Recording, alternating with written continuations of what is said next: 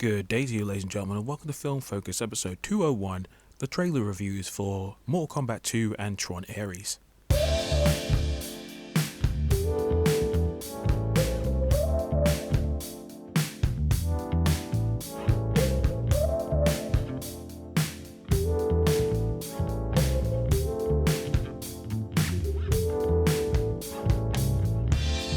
Well, hello there, ladies and gentlemen of the North, South, East, and West, and welcome to another episode of Film Focus. I'm your host, the Hyperson55, and I'm glad that you decided to join me once again for some film-related discussion. And today, as you heard from the start of the episode, we're going to be talking about some trailers.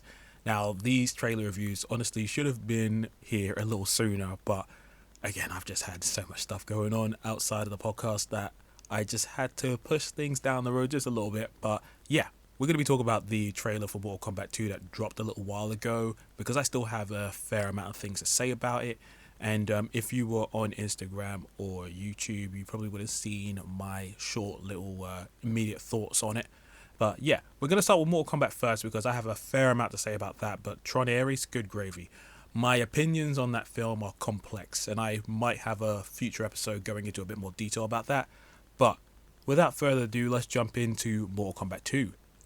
So, after months of online chatter and speculation, and then the subsequent first images that we got via Entertainment Weekly in March, we finally got to see a trailer for Mortal Kombat 2 in July. And honestly, there's a lot to like, but I also have a number of concerns. Now, this isn't going to be a play-by-play of everything in the trailer, but I'll be focusing on some specific elements that's of interest to me. So if there's anything that I miss, I apologize. But if you have anything that you are interested in discussing, feel free to drop them in the comments section below. With all that being said, I wanted to focus on the highs and lows of the trailer with very specific points. So, starting with the highs, I wanted to talk about the better visualization.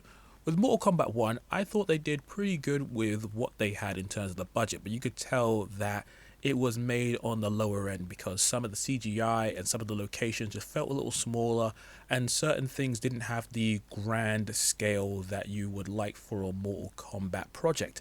And some of the costumes range from looking decent to looking a bit questionable. But here in this trailer, it is immediate that there is way more budget going into this project. The CGI looks way cleaner and more improved. The overall color palette of the film seems to be more vibrant and interesting than before. And there are several locations in the trailer, whether you're talking about Earth or some of the other realms, that have way more of a distinctive vibe than what you got in the previous film. But also it's looking way more like the source material, which is cool. And point number 2, we get to see more veteran characters. Mortal Kombat 1 was pretty interesting because we had a variety of staple characters that was in the film, bar Johnny Cage, but then you also had a few other characters, especially when it came to the Outworld people like Natara or Reiko, and you're just like, okay, interesting set of people that we're bringing in here, but there was definitely some more notable people that you would have expected to see in the first outing for a Mortal Kombat film. But in this film, we get to see some of our favorites like Kitana, Baraka, Sindel, and Shao Kahn. And a number of them are looking pretty cool. I know there have been some changes in terms of the designs, especially for Jade, where she's bold in this one, which a number of the people on the internet are freaking out about. It is definitely a choice. I probably would have preferred her to have hair myself, but I don't have too much of an issue with it. As long as the character's cool, I'm fine with it.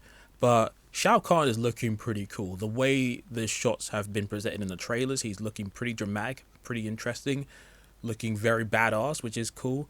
We get a quick glimpse of Sindel and her powers, and that looks nice. And Baraka, yeah, I mean, he's looking like Baraka. I have more to say on him later on, but Kitana is definitely one of the best looking people in the film. I like her. And even someone like Raiden, he had a bit of a glow up in terms of having a more accurate costume to what is looking like in the source material, which is cool as well. And yeah, just speaking of characters as well, moving on to point number 3, Johnny Cage looks surprisingly good. And yeah, I mean, the Carl Urban casting was one of an eyebrow raiser for me and a number of other people online, because Johnny Cage as a character, he's definitely looked at as more of a younger and more spry individual.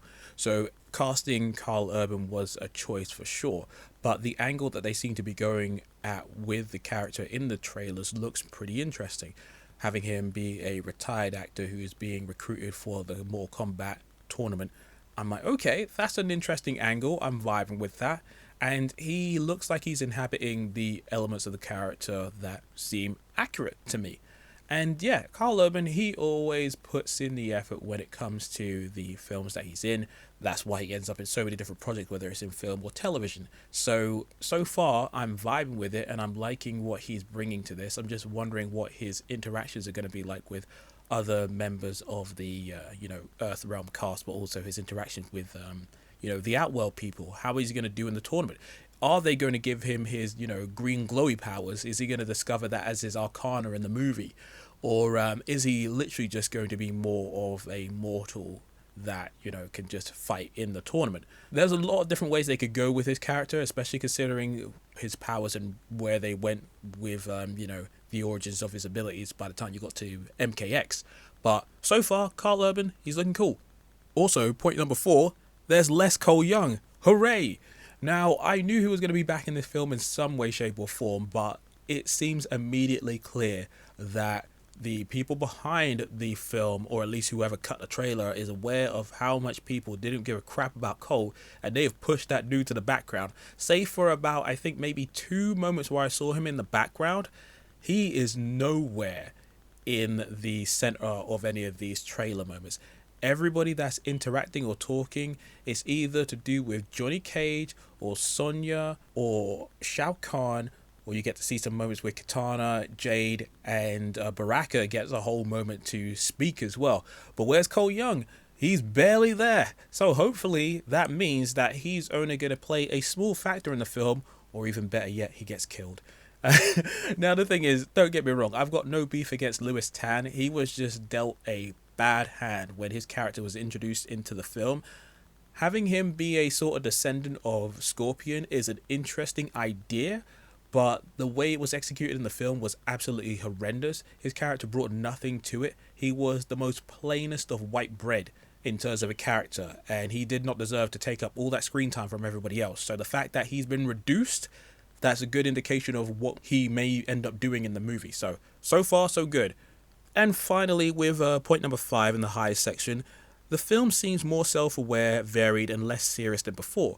Now, with Mortal Kombat, there is an inherent balance of seriousness but also silliness that comes with it, because there is a lot of ridiculous, weird, and strange and funny aspects that come with the Mortal Kombat series, whether it comes to the style of fatalities, the babalities, or the friendships, or just some of the weird stuff that you see in Outworld, or see how people attack each other. So there was always a balance that needed to be done. The last Mortal Kombat film definitely aired more on the serious side, but didn't really dive into some of the more humorous or outlandish elements that made the games so entertaining. So it feels like now they're leaning a little bit more into the silly, over the top, and stranger elements that makes Mortal Kombat what it is. So there's definitely an element of seriousness, but I think there's also an element of weirdness that's going on here. And again, I think that the people behind this film are at least a little bit more aware of what they're making this time around, and they're easing up on the seriousness and embracing the weirdness, which is cool. So whether that tone will work out in the entirety of the film remains to be seen, but so far that's cool. And now we move on to the questionable points. The first one here is that the CGI needs a little bit more polish.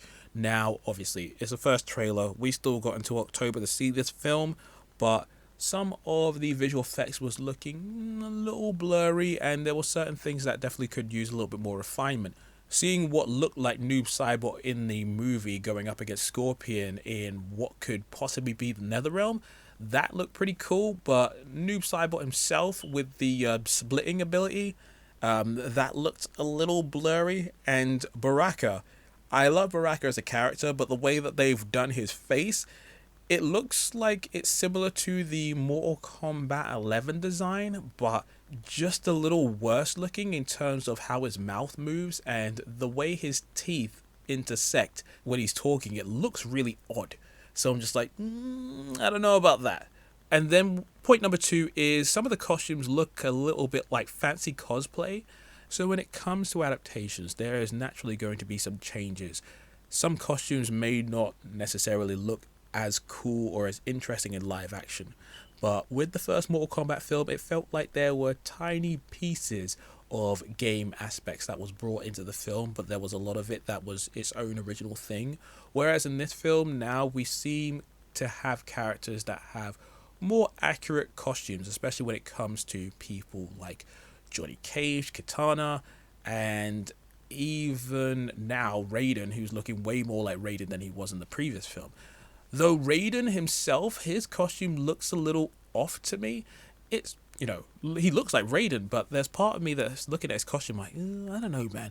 This looks like fancy cosplay more so than an actual proper, film costume. So I don't know. Maybe that's just me. But some of the costumes here and there, I'm just like, this could use a little bit of refinement. So I don't know. And then there's point number 3, which is one of my main concerns, and that's the tone of the movie. Now, one of the complaints I saw about the previous Mortal Kombat film was that it took itself a little too seriously, and that it didn't embrace the sillier and more outlandish elements that make the games what it is. And to a degree, I could see that. However, with Mortal Kombat, it's not like it's always funny, silly, and absurd. There are consequences, there are stakes, there is life and death, and there is a progression in terms of the story where certain things happen that have ramifications that continue for certain characters, certain plot lines, and certain locations, whether you're talking about Earthrealm, Netherrealm, Edenia, Outworld, and so on and so forth. So there needs to be stakes, obviously. However, I'm just afraid that in this film, with it going for a little bit more of a jokey kind of vibe, I'm just hoping that we're not going to get jokes at the expense of the drama. Because, yeah, there is some drama. There is some seriousness that I would like to see from these characters, because we can't have things happen that's supposed to be eliciting a certain emotion from you, but then it's just offset with stupid jokes. We got to have you care about these things, so I'm hoping that they're going to find that tonal balance between the absurd, between the silly, but also the seriousness and the drama. So I just want them to do good. And yeah, to be honest, other than that, I am very, very, very curious to see how this film turns out when October rolls around. I have been cautiously optimistic about this for a while, and after seeing that first trailer, some of my fears have been quelled, but then there are other concerns that have arisen. So we'll see if all the talk that we've seen from the director, from the producer, and even the writers comes to pass, and that they've learned their lessons and are crafting the best project possible based on what they've learned from the previous film. So yeah, we'll see. Alright, and now we move on to the Tron Ares trailer. Now this is the second trailer that's been dropped, and I have thoughts. When the first trailer came out, there was a mixture of excitement and concern. While some were hyped and curious about the CGI, the idea of Nine Inch Nails doing the film score, and seeing Tron characters and vehicles in the real world, a number of people were also disappointed or confused by the lack of continuity with Tron Legacy and the inclusion of Jared Leto, which didn't help either.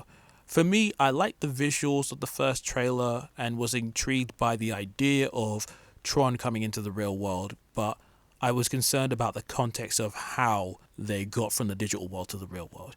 So, fast forward to when the trailer dropped, and I will admit I'm certainly more engaged with the film, especially with the action scenes, the distinctive visual designs of the digital world and vehicles, the music in the trailer, and seeing Jeff Bridges again. However, at the same time, I'm even more concerned about the story and how things will play out. So, I'm going to talk about my high points first, starting out with the visuals. Now, the presentation so far is looking good. Tron Legacy was a damn good looking film for 2010, and they did a wonderful job of taking the original 80s design and creating a new slick yet dark illuminated version of the grid. And Ares seems to be running with that same aesthetic while implementing a darker color scheme with a heavier emphasis on red. Though there are definitely a few shots in the trailer that feel like they are inspired by the original 80s design, but with a modern feel, and it looks super cool. It almost reminds me a little bit of what they did with the Tron world in the Kingdom Hearts games, because like that was at the time probably the most modern looking version of Tron that you could get. And seeing those digital machines in the real world, whether it's the light cycles or those big flying vehicles shooting all those big old missiles and all those crazy light streams with the neon colors and stuff, it looks so cool. It's wonderful.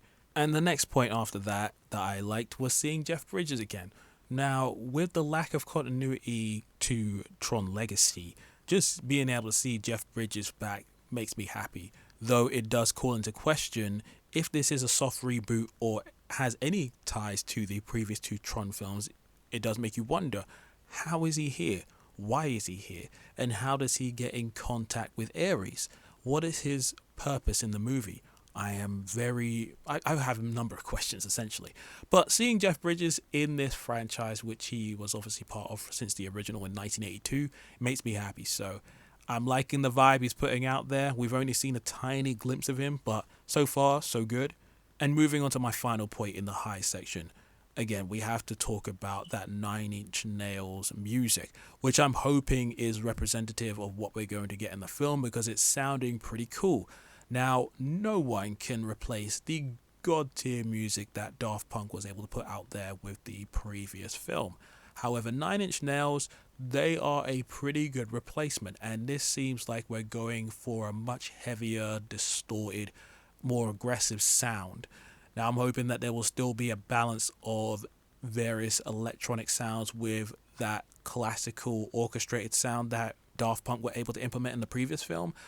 And so now we move on to the low points. Firstly, we have to talk about the plot that has been brought to our attention, which I'm going to dub humans will use advanced technology to sell to the government angle. I'm not keen on that.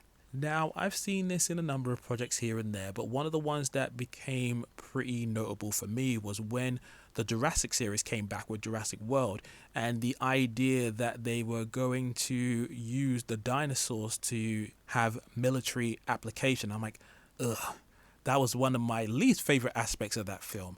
And the fact that Evan Peters seems to be part of some company where they have somehow gotten in touch with the digital world and now they're going to be using them as soldiers. I'm hoping that there's way more to it than that. It seems like, I don't know, Evan Peters' company will have the overall control of Ares and his people, but there's probably going to be some sort of revolt. Ares will have a change in programming and will go rogue and then try to find his sense of meaning in the universe. Maybe there will be a revolution brought on to the real world. Who knows? But yeah, that element, I'm just like, yuck, man. Of all the things that you could have done, that's one of the angles we're going with. Second point, there's no sign of Tron himself. Where the hell is Tron? It's not like Bruce Boxleitner is not alive. He's still alive. We could still bring him in. Bring back Alan. Bring back Tron. We understand that Tron, technically speaking, fell into the sea of simulation at the end of Tron Legacy, but there's not a way that they couldn't find some sort of magical BS to try and bring him back. So yeah, where's Tron? How are we having a film called Tron Ares, but there's no Tron? Where is he? And again, if we don't have him, then at least bring, is it Alan back? Maybe he could do something with his, computer wizardry to create a program to bring Tron back. Because he is based on, Alan himself. So, I don't know, man. Tron's, lack of appearance is troubling. Maybe they've got some sort of secret that they're not making us aware of, and they're going to bring him back in some sort of fantastic way, which would be sick. But I don't know. And then finally, we need to talk about the elephant in the room, Jared Leto. Now, I don't actually hate Jared Leto. I just think that some of his film output can be questionable to kind of bad. And considering some of the stuff that's going on with him outside of his filmography, I'm just surprised that Disney decided to have him be part of this franchise. Considering the troubles that Tron has had to get legs with people outside of the franchise, trying to bring this franchise back again after 10 years, but also having someone like Leto on the project, I'm just like, yo, man, you're not doing yourself any favors right now by including this man. So I don't know what the director or the casting people saw in him to put him in here, but clearly he must have done something well to be front and center of this new film. Now, I am very curious to see if he's going to put in a performance that is weird and kind of cringy, or if it's actually going to be kind of good. If he's going to be more like the performance he put in Blade Runner 2049, then I will be pleased. That was actually pretty decent. I am all for giving actors a chance. I'm just hoping that this guy isn't going to squander the opportunity and do something weird. Okay, and that is me done. So now I turn it over to you, ladies and gentlemen. What did you think of the trailers for Mortal Kombat 2 and Tron Ares? Did you like them? Did you dislike them? Did you like one more so than the other? Which film do you think is going to be better by the time the October period shows up? Let me know in the comment section below, or hit me up on Twitter where I'm at Hypersonic55 or at FilmFocus55. Check us out on Instagram. We are now also on TikTok as well. I am not super TikTok savvy, so I will be uploading things on a case-by-case basis, and yeah, we'll see how that whole thing goes. But yeah, follow the podcast wherever podcasts can be found, whether you're talking about SoundCloud, Spotify, Apple Podcasts, or on YouTube. Yeah, follow us, subscribe, give me all the good happiness, which will help this podcast expand. And yeah, until the next time, this is the Hypersonic 55 signing out. Peace.